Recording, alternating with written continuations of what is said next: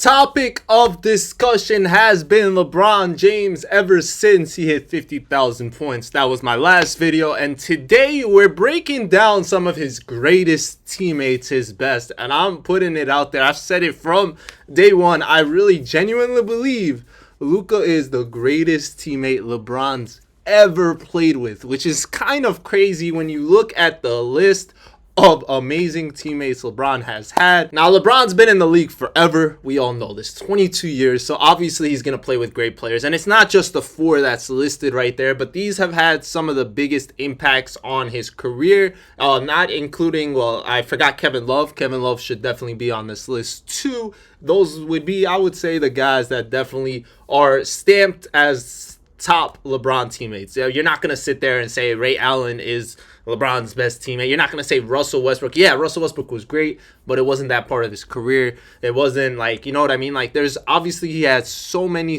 memorable teammates, like Rondo, for example, late on, Dwight Howard. But these guys he met like later on in his life. He met Shaq when he was pretty much on his last leg. He's played with so many great players, and it makes sense because LeBron's a great teammate, whether you like him or not. I know there's actually a lot of talk everywhere. Well, that's not what we're here to talk about. I'm just going to say there's a lot of talk everywhere about how LeBron James isn't a great teammate. But I think every person that's played with him will say otherwise. Every single one of them. So that's actually, it's really, really weird that people on social media can sit here and say something, but people who play the game will say something different. You know what I mean? But let's go ahead and start with the greatest as of this moment, right? So it's between, obviously, Anthony Davis, right? You would have to put AD up there, and Dwayne Wade for most impactful, best, greatest, all that. Like, you can say something for Kyrie, but I feel like Kyrie was just a little bit too young. He wasn't matured yet. I think there was a little bit of animosity there. He felt like, especially with the media calling him like his father and some weird stuff that was going on.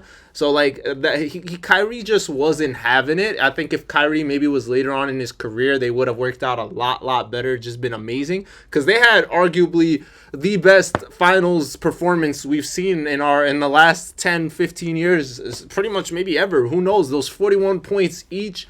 They came back from down 3-1 in the NBA Finals, brought Cleveland their first ever championship. Like, that is all memorable, right? You got to put Chris Bosh and Kevin Love, both sacrificed so much to play with LeBron when it comes to numbers, because Kevin Love was putting up numbers in Minnesota, Bosh in Toronto. They both sacrificed in order to win, and it worked out for both of them in the end. Love was never going to win by himself. Bosh probably wasn't going to win by himself. So it all made sense to come down and break it in together like that. Now, Dwayne Wade was the first man to help and introduce LeBron to winning. I think if Dwayne Wade was never injured, he probably would have been the greatest in that sense, because he was so great. He won the finals MVP by himself real early into his career. He was on a whole different level, what he was doing with that squad, and then he just started getting hurt, and he knew ultimately if he ever wanted to win again, he had to become the Robin. He couldn't stay being Batman. He gave it up to LeBron James to take over and do what he had to do. I pulled up some stats and stuff of everything like people he's done with different players, so we could just read them out loud and then kind of discuss it that way. So we know, obviously, Dwayne Wade, Bosh, and LeBron won 2 championships together. LeBron had 2 finals MVPs. They made it to the finals 4 years in a row, which was really, really amazing.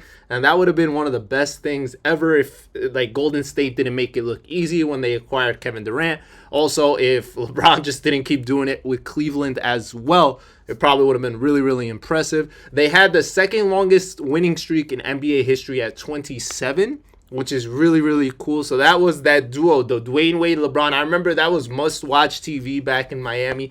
You would see the full court, literally alley-oops. That was the first time we were seeing that. The defense was immaculate because LeBron was prime time TV. Oh, he was literally Optimus Prime. He was doing whatever he wanted, whenever he wanted. And it was so much fun to watch him and Dwayne Wade play together, without a doubt. Christmas game days, I'll never forget all those alley-oops. I have the alley-oop where Dwayne Wade goes like this and LeBron is up in the air throwing it down. I have that signed by Dwayne Wade, one of my favorite pictures in NBA history. And honestly, amazing duo, trio. Heatles, all that, right? Now, Kyrie and Love, they only won one chip together, right? He made it 4 years in a row again with Cleveland. I think Kyrie was only there for 3 of them. The last year was the one LeBron took him by himself, low-key. Well, Love was still there, but that 3-1 comeback was insane. And then the 41-point games were ridiculous. LeBron put up 41s back-to-back games, right? He had it in Game 5 and Game 6. Plus clinched Game 7 with that block on Iguodala. Now Kyrie hit the big shot, so you got to give him credit for that, obviously. But that shot is not anything without the block. You can always break it down even more. Oh, there's no block if J.R. Smith doesn't contest and make him alter. You can break it down that there's no win if Kevin Love doesn't get the stop on Steph Curry. You feel me? Like, there's so many different aspects and ways to break it down, and that's not how sports works, man. It really isn't. Stuff happens. These guys are professionals. They get paid to play the game, to do their job. And for some reason, whenever we talk about LeBron James, like, these guys, when they do their job for him, it seems like, oh, they bailed him out. Oh, they did this. Oh, Ray Allen hit a clutch 3. He saved his legacy. Oh, Kyrie saved his legacy. Like, no, these guys hit big-time shots because that's their job, not to save LeBron's legacy. It makes no sense. LeBron did a lot to make it to where they were. Like, you can't say he was just holding on, watching Kyrie do what he had to do. He wasn't watching Love. He wasn't watching Wade. He wasn't watching Bosh. He was doing what he had to do. Now, I want to quickly just put a break before we talk about his era with the Lakers and Anthony Davis. Because I also want to hear what you guys have to say in general. I know not everyone's a LeBron fan, and it just comes down to a lot of different aspects. I keep forgetting there's a glare with the glasses. My fault. I don't know why. The lights just flash on it. But realistically, I know LeBron having all these teammates is a knock on his career, right? That's what people always will say. He formed the first big 3. He did this. He changed the league. Well, honestly, if we're being realistic, you gotta realize why he ended up in Miami, right? One, Cleveland was disgusting to watch. They weren't good. They weren't bringing players to him. Like, literally, they brought over Shaq when he was like 100 years old. I think they brought in, Boozer, Jermaine O'Neal, maybe, possibly at the end there. There was like some weird stuff going on where they'd bring in like really, really old big men to think that it would work out, when in reality you needed to get somebody that would make sense with LeBron in a different sense. I know they were trying, but it was a little too late, and it wasn't the right fits or even the right era. Like, they were looking, they brought Shaq over when he couldn't even move. It was sad to see. Imagine they would have brought him over when Shaq was with D Wade. Like, instead of him with D Wade, if he was with LeBron, they would have been unstoppable. Obviously, clearly, it would have been insanity. But instead, they got him like 4 years late. Maybe not 4. Maybe it was like 2 or 3, but it was still too late. Like, Shaq's aging is different than other players because of his size. Big men never age well. Plus, he was big, man. He was big. So all those wear and tear on his knees, legs, moving, running. Plus, he was never in shape, right? So, honestly, you got to credit all that not to LeBron, right? It's all Boston's fault. Boston's big 3 era, when they made the trades. Yes, it was trades and not movement. It was trades. And it was, I know this isn't even the topic of what we're talking about, but I thought, why not? We're here. They got Ray Allen, they got Kevin Garnett, and Paul Pierce, and they became so hard to stop. They were running through the East. LeBron was putting up a fight. He was trying his best with Cleveland, but just couldn't do it, and it was sad to see him go out year after year. It was 2 years in a row, went out like that, and then Miami was getting bounced out like that. And then I remember reading and seeing all the reports, especially from the podcast nowadays that we get to see. Basically, what happened was LeBron told Wade that he's leaving Cleveland, right? He was like, I'm out. And then Wade was like, I'm about to leave too. And they were talking about how he was planning to go to Chicago, and he was planning to go to Chicago. And it was like, yo, wait, what? And then they were like, yo, what about you come here? What about we team up? What about this? And then they were trying to find a third piece, which would have been Melo, right? It was going to be Carmelo, but Carmelo decides he wants to go get paid in New York, which makes sense, right? He forced his way there. And basically they were looking for someone else, I think, right? There was another name in that mix, but Bosh was in that same class. So they were all basically having the time to decide their new places or new contracts, all that. And it just made sense. And the reason that I don't think it's a huge knock, he paved the way, yes, that players can leave, and it makes sense. I think players should leave, especially when contracts are over. There's a difference between, for example, when Kevin Durant signed a really big contract with the Nets and then decides, oh, I don't want to play here anymore, get rid of me. Like, that is not cool, in my opinion. I don't like that. Imagine joining a company, they sign you for 3-4 years, and a year in, you're like, I don't actually want to work here. Keep that same contract, but transfer me over there. Like, what? We relied on you to be here. So it's like, once your contract's up, you leaving is okay, because at the end of the day, teams can trade you, right? They're able to trade you at any moment. So he just gave the players the control in that, because we're watching it now where guys like Anthony Davis, he's satisfied in LA. Luka, satisfied in Dallas, and out of nowhere, their whole lives change. They're gone. They're no longer there. Well, think of Karl Anthony Towns, everything he did for Minnesota. One day gone. Just like that, he had no say. So it's like, it was cool that they had their own say. They changed their narrative. And I think the reason it's not a crazy knock, because that team wasn't championship caliber, right? Miami, it was going to be a trial run. We've seen teams try to come together and not work. Think about the Nets, where Kyrie, KD, Harden didn't work out. Think about this Suns squad.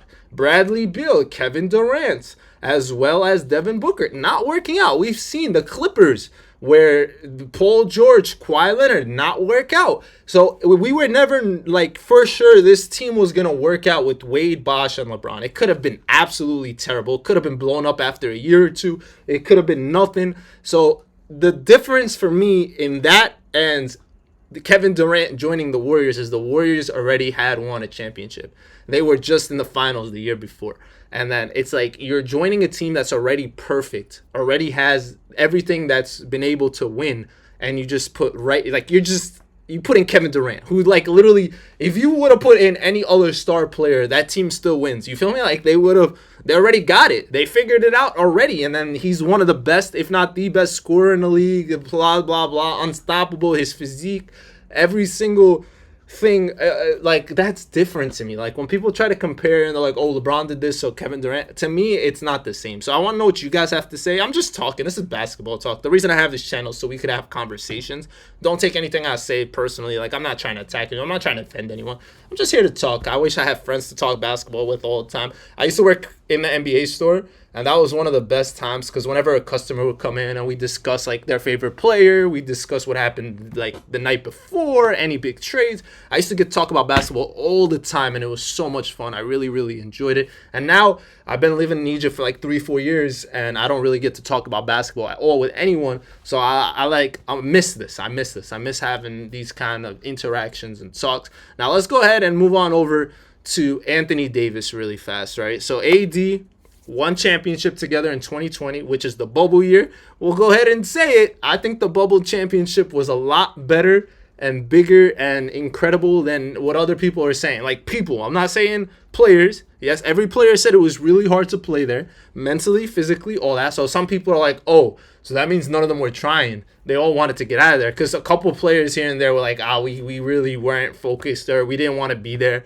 But reality, every championship type player wanted to win. That's why the hoops there were the best. There were no distractions. Everyone was playing out of their mind. AAU. Bro, these guys get paid millions and they have their legacies on the line. You really think none of these guys were trying? Giannis was trying. Jimmy was trying. Kawhi was trying. I don't care what y'all say. Luka, Paul George, like every single player you could think of, whether they were there for a long time or not. Bro, Denver, Jamal Murray was going ballistic. Like, these guys were playing out their minds. Everyone wanted to win that one. And the reason it's negated is because of LeBron James. So LeBron won it. If anyone else won it, it would have never been negated. There would have been no asterisk. They would have said this was the greatest championship ever. But because it was LeBron, it's regarded to as the Mickey Mouse ring. It's funny because what if it wasn't in Orlando? What would it be called? Because it's only called that because it's next to Disney, right? So what would it be called if they were played in Cali, or if they played in New York, or they found another destination? I really wonder. I'm curious, but I thought the bubble was great. The reason they actually won that, in my opinion, like they were great that season. If you actually go back, they were really great. They had the best chemistry and all that. But realistically, it was because LeBron and AD got to rest right before. If you go into the playoffs with LeBron rested any year, I'm pretty sure they have a really high chance of winning the championship.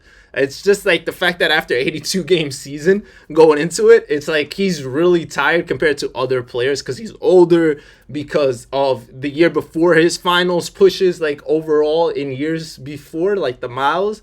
But I think he was really rejuvenated and it was just easy for him. But now we'll go ahead and move on to the topic at hand, which is the greatest teammates ever, right?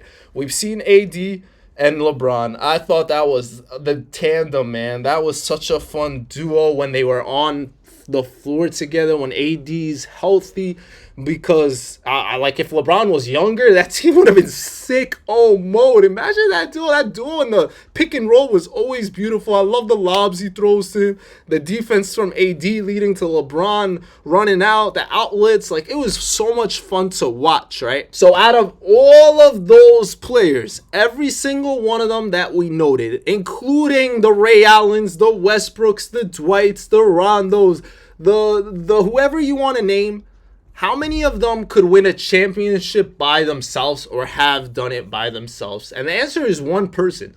The only person that by themselves, without LeBron, or like just as dumb as the alpha that was able to do it, was Dwayne Wade, right? That was it. Out of all these people, AD was never really able to make it to the playoffs or far alone. Same with Kyrie, Love, Bosh, you name it. None of them show that they were able to do this as the main alpha alone. Only Wade. But when Wade was with LeBron, he was a shell of himself, right? He wasn't the same person anymore. He was not an alpha anymore. He was weaker. His knees weren't the same. He obviously had to adapt, yes, but he just wasn't the same player to begin with. Like, it was obvious. It was clear. He will even say it.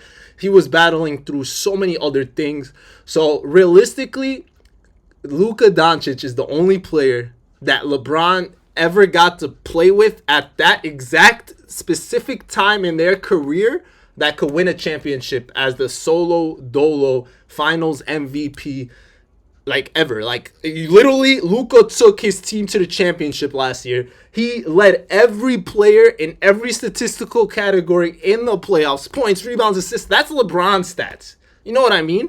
He did all that last year, and he's the same player right now. Yes, he's off an injury, but he's still the same exact dude that right now, if LeBron stops playing basketball, you could still say this Laker team has a chance to win the championship because of Luka Doncic. You could never say that with any other team LeBron played with. As soon as LeBron left Cleveland, boom, worst team in the league type vibes. Same thing with Miami, boom, worst team in the league type vibes. If LeBron would have left AD, oh my gosh, that team would have been a disaster.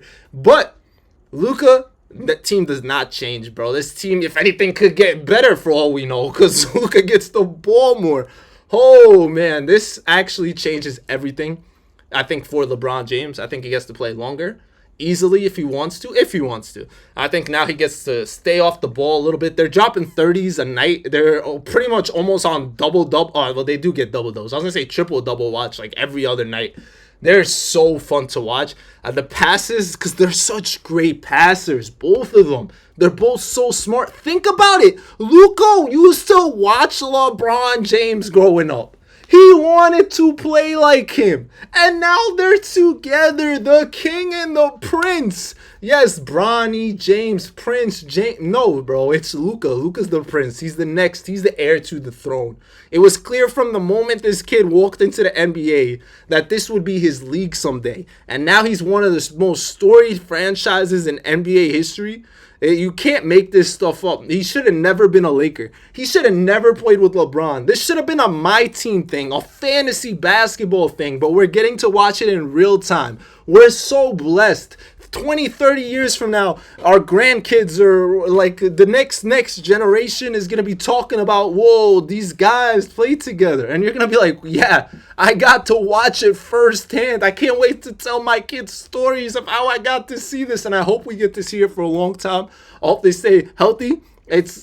Saying a long time sounds crazy. Yeah, LeBron's 40, and I just said a long time. But I think they could do 2-3 years. like including this one, right? I don't want to say more than that, but it's LeBron. He can shock you, he can surprise you, and if he like Luka's gonna do everything, I'm sure LeBron could take nights off, just chilling on the court, continuing his 10-point streak, his longevity, all that. And then once the playoff hits, he's gonna go crazy, and it's gonna be fun to watch. Let me know what you guys think, but I think it's a no-brainer that he's the best or greatest or however you want to word it. If someone has a better wording for it, I'm down. But I think he's the greatest teammate LeBron's played with, for sure. And it's only been, what, like 2 weeks, 3 weeks? It's probably been over a month or whatever, but time flies. Time really flies. But I can't wait to see the rest of the season. If they make a good playoff push this year, because this shouldn't be their year. It should be next year, which for me, every time I say next year for LeBron for the past couple years, it's like I really don't expect anything anymore. I stopped expecting stuff from him since probably the bubble. Like, because he got that LA injuries, like a couple there where he would like roll his ankle,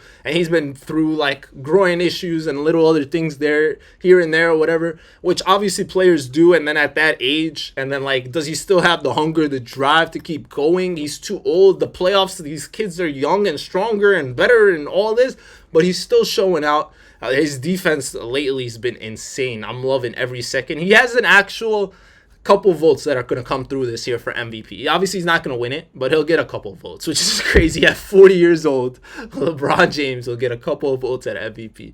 And then next year, it'll be a Luka time. They'll be better, and they'll get a center instead of just Jackson Hayes, because Jackson's stock going up. A lot of players are. But that team, if it gets even better somehow, some way, my only issue is that LeBron, can he play another 82 games? I said 82 seasons. At this point, anything is possible with LeBron, man. We'll see what it is. I can't wait. Once again, let me know what you guys think. I'm ready to talk in the comment section. Any other topics, discussions. If you disagree with me, let me know. I'm totally cool. I'm with it. I'm down. And I'll see you guys later. It's been your boy Mos. Y'all know the drill. And ballin' out.